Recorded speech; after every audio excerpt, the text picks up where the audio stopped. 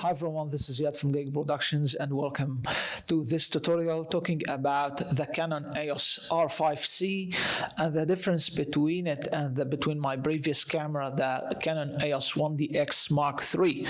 I will be of course focusing about this camera and maybe a little bit about the difference between it and the problem that I faced with the 1DX Mark III and what I see about this new camera. First of all, as you may know, the Canon EOS R5C is two camera in one. So first of all, it's a cinema line camera or video camera from Canon. So what that does mean? That does mean if you heard about Canon C100, C200, C300, C70. So this is also like one of them. Of course, we are not talking here today about the high-end professional camera from Canon. That one that costs you maybe $30,000 or $50,000. No, we are talking here today about a small budget, but for a professional level.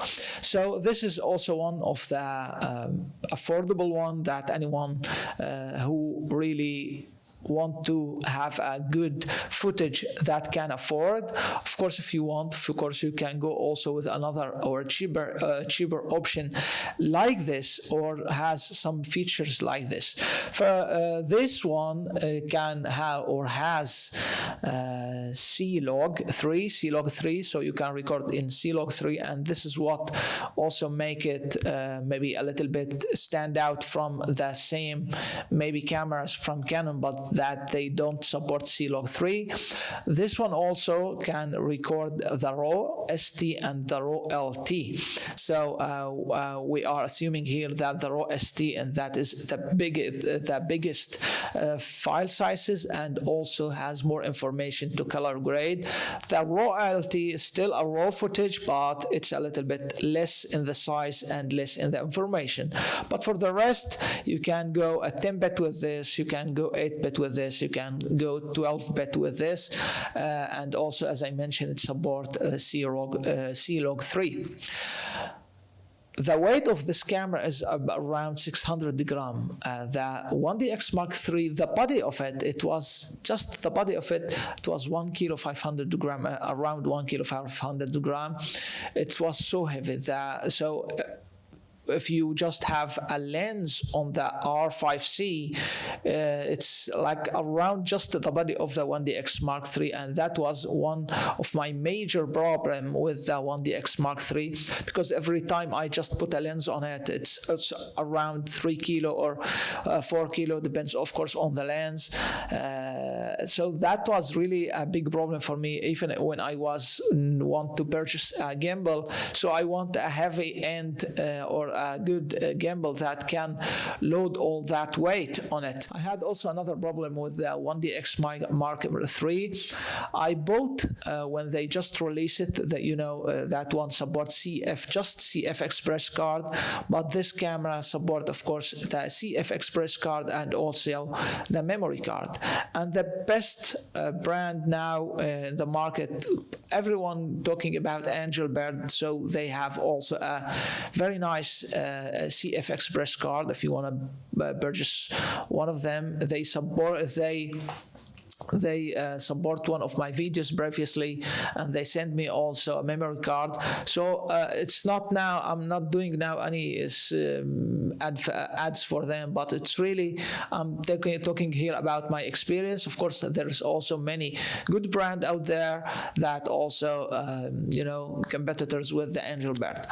But I bought a Wise CF Express card, and maybe you didn't hear about that. It's not so famous. It's a Chinese brand, but anyway, every time I was recording 4K with a 1DX Mark III, this particular CF Express card the maximum time of I was recording a video, of course, it was like 1 minute, sometimes 2 minutes. The buffer, I had a buffer with the camera itself, so it couldn't hold it up just to record. Like if I wanted to shoot 4K in like with the record time till 30 minutes, that's never happened. But with the photos, to be honest, that was not really a big problem for me. When I put the same card here on this camera, I don't have any problem with it until now. Maybe it was just on that camera or the system of it, because it was the first camera that supports CF Express card. With this camera, I really don't have any problem with that. Add to, when you are recording, I have a red light that I can see right now. So when it's a red color, so that means it's just recording. With when it's a green color or a green lamp, that means it's not recording.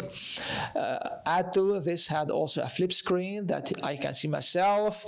I can rotate it, so that's very handy. We don't need to see any fixed screen to the body anymore, because that's really old-fashioned. Add to, as I mentioned, this camera has two different systems.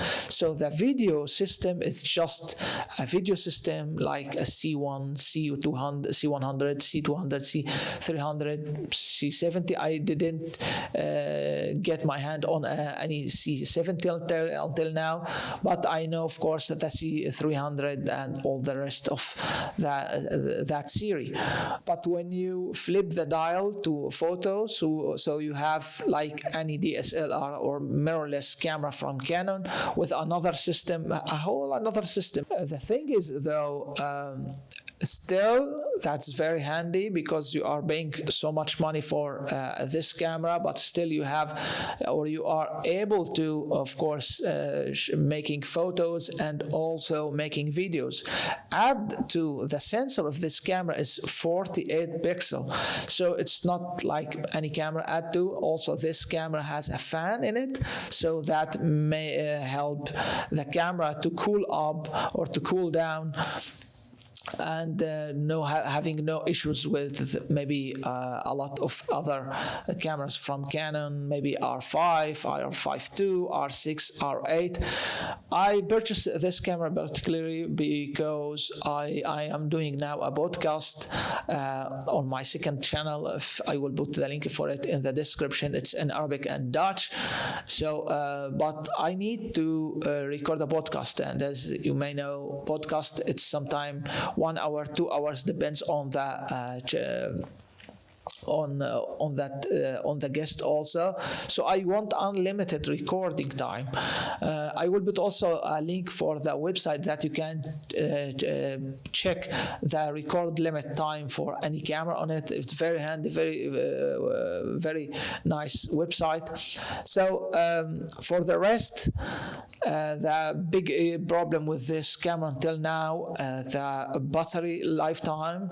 So it's just around, it's give you on the screen 1 hour, but it depends also what are you shooting. Are you shooting raw? Are you shooting just 4K? Just HD, just 4K, 2K. So it depends on 8K, because the R5 support 8K, and also this camera support micro HDMI. That is not really a big problem for me, because like you can buy, of course, a cable that support micro HDMI, and I have a cable. I bought it from AliExpress, so it's not really that fancy brand, but it just did the work. I can see myself now on the monitor. It's supporting 4K, so that is not really an issue. But what I faced when I flipped the dial to photography, I cannot see a screen even on the screen of the camera, and also I cannot see the picture on the monitor. But on the 1DX Mark III, I was seeing everything happen even when I'm just on a photo even when I was in the photo mode. So I had the photo on the monitor and also on the screen itself. I don't know why is that here. Maybe I need to fix something in the menu. So this camera also supports autofocus and track your eyes, track your face, depends on what you want. You can also use the cable that comes with it. It's support, of course, USB Type-C, and you can use this things all in with the BD on it. Every adapter that support BD, it's just work on this camera perfectly. I have also another cheap solution adapter I use it for a Lenovo laptop that I have here. It's 45 watt. It just works perfect. This one also support Type-C, so I tried it on it. So it's really don't need to be so expensive just to run this camera with thinking about DC or electricity.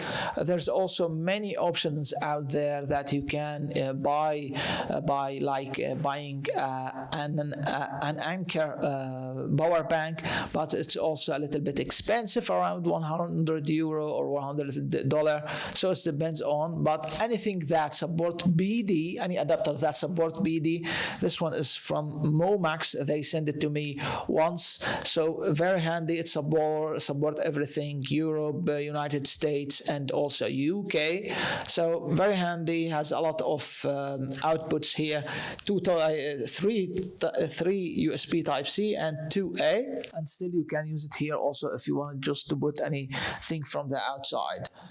Anyway, I hope I didn't forget anything.